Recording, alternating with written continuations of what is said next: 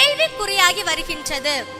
பள்ளி சிறார்களே போதைக்கு அடிமையாகி வளரும் தலைமுறையே போதையால் சீரழிந்து வருகிறது. இந்த போதைப் பொருட்களால் பெண்களுக்கு எதிரான பாலியல் வன்கொடுமைகள் நாள்தோறும் அதிகரித்த வண்ணமே உள்ளன. மது மற்றும் போதைப் பொருட்களுக்கு எதிரான விழிப்புணர்வை உருவாக்காமல் போதைப் பொருட்கள் தமிழகத்தில் சரளமாக புழங்கும் நிலையை உருவாக்கியுள்ள திமுக அரசை தமிழக வெற்றி கழக பொதுக்குழு வன்மையாக கண்டிக்கிறது. பெண்கள் மீதான பாலியல் புகார்களை விசாரிக்க சிறப்பு புலனாய்வு குழுக்களை ஏற்படுத்த வேண்டும்.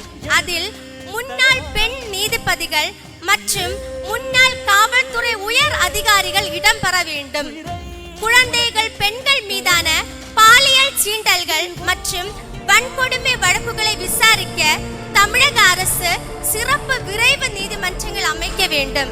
இந்த சிறப்பு நீதிமன்றங்கள் 90 நாட்களுக்குள் விசாரித்து தீர்ப்பு வழங்க நடவடிக்கை எடுக்க வேண்டும் என்று இப்பொதுக்குழு வலியுறுத்துகிறது.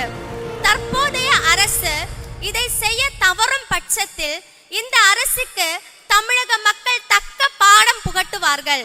மேலும் வரும் சட்டமன்ற தேர்தலில் மக்கள் ஆதரவுடன் அமையும் தமிழக வெற்றி கழக ஆட்சியில் மது மற்றும் போதைப் பொருட்களுக்கு எதிராக சட்டம் இயற்றப்பட்டு பெண்கள் மற்றும் குழந்தைகளின் பாதுகாப்பிற்காக தனித்துறை உருவாக்கப்படும் என இப்பொதுக்குழு தெரிவித்துக் கொள்கிறது.